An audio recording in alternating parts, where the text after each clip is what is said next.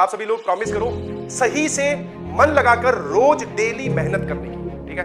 मैं ये नहीं बोल रहा हूं कि आप मुझे सिलेक्शन की प्रॉमिस करो कि हाँ मैं सेलेक्ट हो गया हूं, नहीं। मन लगा के डेली रोज पढ़ाई करूंगा सर, चाहे कुछ हो जाए, बारिश आए, आंधी आए, तूफान आए, चाहे घर पे कोई आए, चाहे चिंटी बुलाए, चाहे चिंटू बुलाए, कहीं नहीं जाऊंगा। You will be in your room और इतने जबरदस्त तरीके से पढ़ाई कर रहे होगे, ठीक है? I can understand. कहानी लंबी है, थोड़ी सी हेक्टिक है सर। आज आप बोल रहे हो वो रिजल्ट आज से 1.5 साल या 1.25 साल बाद में आएगा या 1 साल बाद में आएगा, उसके बीच में बहुत सारे अप डाउन आएंगे। वही है भैया, मुश्किलों से टकराओगे तभी तो उसको पार कर पाओगे। सवाल देखते ही वापस इस तरफ मुंह कर लोगे तो कभी पता थोड़ी चलेगा कि उस सवाल में क्या था। समझ पा रहे हो मेरी बात?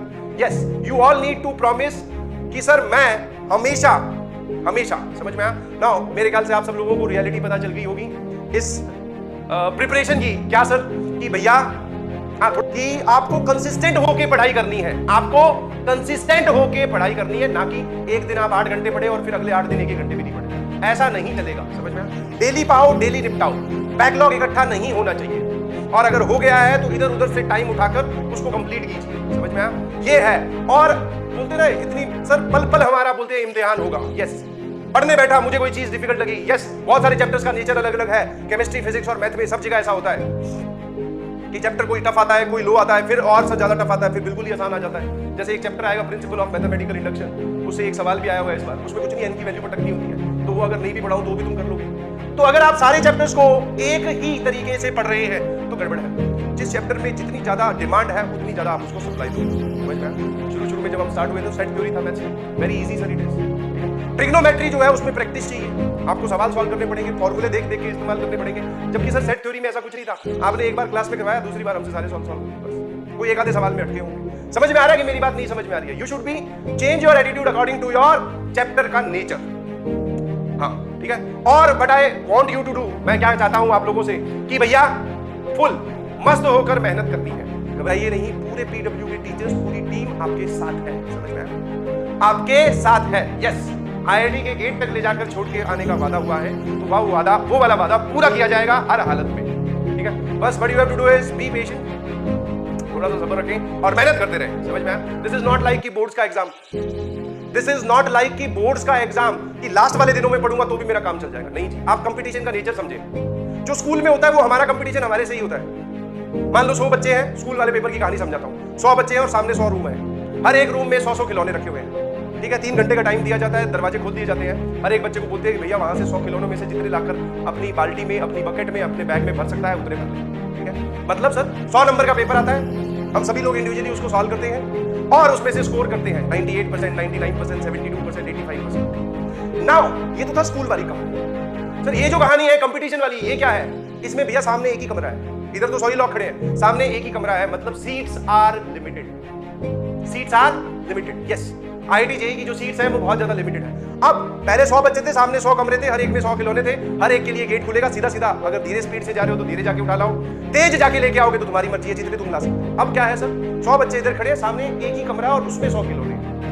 अब आपको इनके बीच में से भागकर जाकर जितने खिलौने तुम्हारे हिस्से में आए उतने उठाने। This is the real competition जो यहाँ पर हो रहा है। समझ में आया? तो पढ़ाई का एटीट्यूड और वो सब तो सर ऑब्वियसली बदल ही जाएगा, बिकॉज कंपटीशन बदल। और अगर कुछ नहीं कर रहे हो तो आप बाकी लोगों को मौका दे रहे हो कि वो आपसे आगे निकल जाए। समझ में आया? मान लो एक रेस है जिसमें आपने अपनी स्पीड धीरे कर दी, तो बाकी लोग तो सर आगे निकल गए हमारे से ऑब्वियसली। यस, रुकना नहीं है, घबराना नहीं है, थकना नहीं है। एक गाना है ना, वो गाना मैं आप लोगों के लिए गा देता हूं फटाफट फटाफट। यस यस यस, सॉन्ग सुना देता हूं, तैयारी के साथ आया हूं, please from my side to you. अब आज आप लोग थोड़ा सा एडजस्ट कर लीजिएगा, गला वैसे ही खराब है, तबीयत भी खराब है, बट हाँ सर हमें तो आप गाना सुना दो। सुनो फिर। माना के मुश्किल है सफर पर सुनो मुसाफिर, माना के मुश्किल है सफर पर सुनो मुसाफिर,